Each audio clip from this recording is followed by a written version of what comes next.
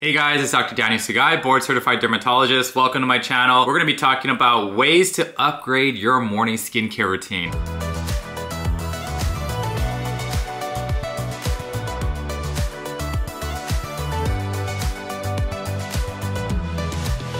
Morning is so important because you want to start off your day the right way before you hit your coffee and bagel and go out to the office or to school. I want to emphasize that we can really glow up with certain easy steps, some nice things you can incorporate into your skincare routine. Just want to start off though, if you're a teenager and you're watching this video, you don't need all the fancy serum. You don't need any serum actually. So when we talk about serums, I'm going to emphasize what ages you should be considering them. Just really want to overly emphasize, like a broken record, that if you are a teenager, vitamin C is not needed. You don't need vitamin C serums, okay? I'm seeing a lot of patients come in saying that they have vitamin C serums in their morning routine because they think it's gonna help with their acne. Yes, there are some vitamin C serums with salicylic acid, but I'd say that's better for those with acne prone skin and not for the treatment of acne. So let's jump into ways to upgrade and elevate your morning skincare routine. I know the weather's changing, and when I wake up, there are times when my face feels really dry, tight, too squeaky clean. When your skin starts to feel too dry from sleeping overnight with your heaters on because the weather, yes, is getting colder, and the heaters are just drying out all the moisture from our face, including our lips, you can actually skip that morning cleanse, okay? But if you wake up and you feel like you need to cleanse your face, you have oilier skin, you forgot to wash your pillow and not change it out once a week, and you feel like you have a lot of clogged up pores the next morning, you wanna wash your face, okay? So cleanse your face with something gentle. I don't like to start off the day with something harsh like an exfoliative cleanser, anything with salicylic acid or benzoyl peroxide. You can't get more gentle than Vanicream's cleanser. You can even use this as a body wash for the kiddos. It's so gentle. As you guys know, Vanicream is just the goat of sensitive skincare. No dyes, lanolin fragrance, masking fragrance, parabens, formaldehyde, and all that other extras. I don't like to demonize those ingredients, but for those who have a known sensitivity to those things, Vanicream is your bestie there, okay? If you have dry, sensitive skin as well, I also like Roche-Posay's Toleriane Hydrating Facial Cleanser. This one has niacinamide, it has ceramide. So ceramide's helpful in maintaining and repairing your skin barrier, and niacinamide in small concentrations is known to help with the skin barrier, help with inflammation, help regulate sebum production. So I love it in my cleansers. Your Vanicream won't have the little extras there. If you wanna boost, you can go for this one. If you have an oilier skin type or combination skin, meaning you have an oilier T-zone and dry cheeks like myself, I really love the Roche-Posay's Toleriane Purifying Foaming Cleanser. This one has niacinamide as well, but foaming cleansers are nice at picking up excess oil. So I recommend this for oilier skin types,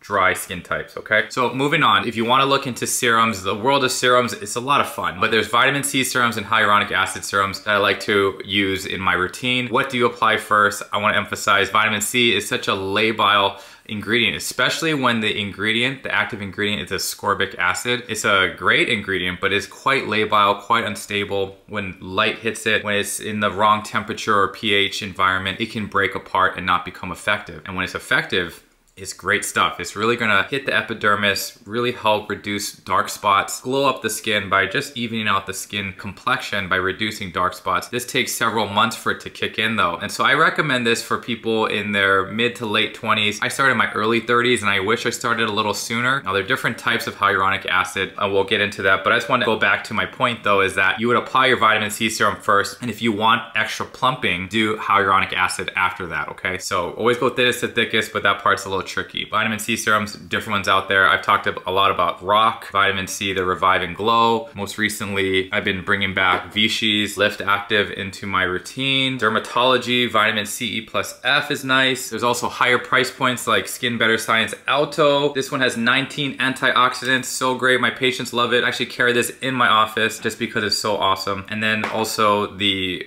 goat of vitamin C serum, SkinCeuticals C E Ferulic, is just backed by a lot of science, and so it's at a higher price point, but it has vitamin C, vitamin E, and ferulic acid. All of them work synergistically together to stabilize each other, but also to help reduce dark spots. Just a few drops on the face, maybe 5 drops. You can also bring it down to your neck. Do not neglect the neck, chest area, because this really shows your age. If you actually want to start off by putting a few drops on the back of the hand and then applying it to your face, go right ahead. That's a really nice strategy to treat the back of your hands, which shows a lot of dermatoheliosis, photo aging over time. It can really get crepey over time with chronic sun exposure. Postmenopausal changes can also cause that crepiness and also that sunken look. After that, apply your hyaluronic acid serum, whether it's Cosrx, Snail Mucin, a K-Beauty serum like Real Berry Aqua, Ampule. Very nice hydrating stuff you can apply over your vitamin C serum. RoC has made some nice hyaluronic acid capsules here that I like to travel with. If I'm gonna go on TV or make a speech at, like, say I went to my alma mater, University of Hawaii, and I gave a talk at the AOA Honor Society banquet, I wanted some hyaluronic acid to have that extra glow up. I brought this along in my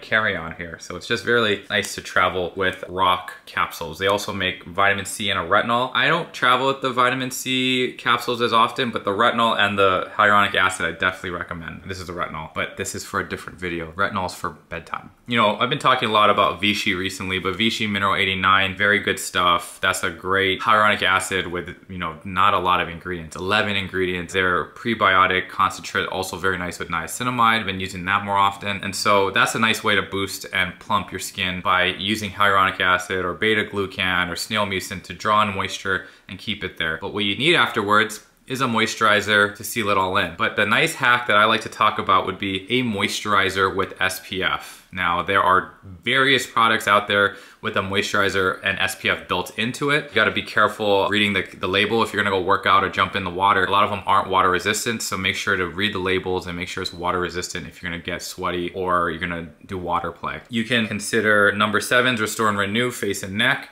This one's a nice moisturizer with SPF, and then bring it down, of course, to your neck as well. But a nice texture there to seal in your hyaluronic acid serum. Now, hyaluronic acid, what's the appropriate age for this? Really anywhere in your 20s to 30s. Before age 20, you don't need hyaluronic acid, really, guys. Just focus on your cleanser, moisturizer, and sunscreen, or a cleanser and a moisturizer with SPF for those under age 20. But after age 20, as we get older, starting to get more fine lines and wrinkles, the easiest way to hide those is not Botox, it's actually just these hyaluronic acid serums and a moisturizer to help plump up your skin temporarily. Hyaluronic acid does not have any long-term benefits. So vitamin C, retinoids, peptide moisturizers, those have long-term benefits. So this is just a nice extra treat you can throw in. If you're in your 40s, 50s, 60s, go ahead, you can use a hyaluronic acid serum. Going back to moisturizers with SPF, the new one that came out recently that did catch my attention and I was really impressed by is the new CeraVe SPF 50, their AM Facial Moisturizing Lotion. Their AM SPF 30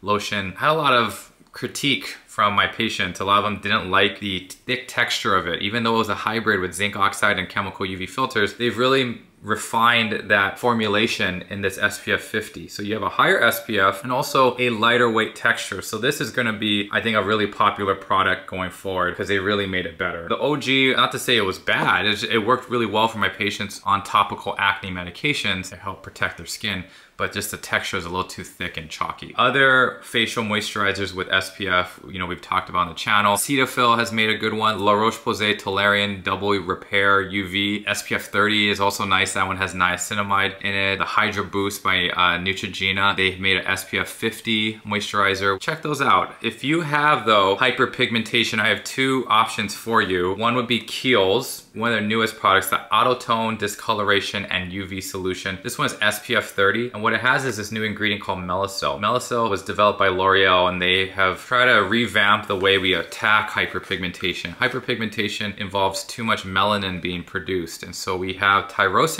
inhibitors, tyrosinase being an enzyme that creates melanin. If we block that enzyme, we hope to make less melanin and less dark spots. We use things like hydroquinone prescription-wise when you see your dermatologist. That's a nice tyrosinase inhibitor. Vitamin C can work on tyrosinase as well as azelaic acid, and kojic acid, and tranexamic acid. So instead of targeting that enzyme, we can look at the byproducts that come together to make melanin. We're gonna block those with Melocel. We're gonna deactivate them so that they don't come together like building blocks to make melanin. So instead of attacking the enzymes, we're looking at the building blocks that make melanin. Check this one out. I like this one a lot. I've been using this a lot on my way into the office. There's no tint to it. It does have a little nice color to it, but it is a nice moisturizer with SPF for sure. I like efficient skincare, so you're attacking the melanin, hyperpigmentation, as well as protecting yourself from UVA and UVB. Other thing to consider would be a tinted sunscreen, because about 50% of the sunlight hitting the Earth's surface is said to be visible light, different from the wavelengths of UVA and UVB. And we worry about UVA a lot when it comes to hyperpigmentation. That longer wavelength that is responsible for tanning, it can worsen our melasma or hyperpigmentation. I recommend a tinted sunscreen or a moisturizer with SPF that has iron oxides in it. Iron oxides is a nice way to filter out that visible light, because if you apply a non-tinted sunscreen, you know, say you're using the CeraVe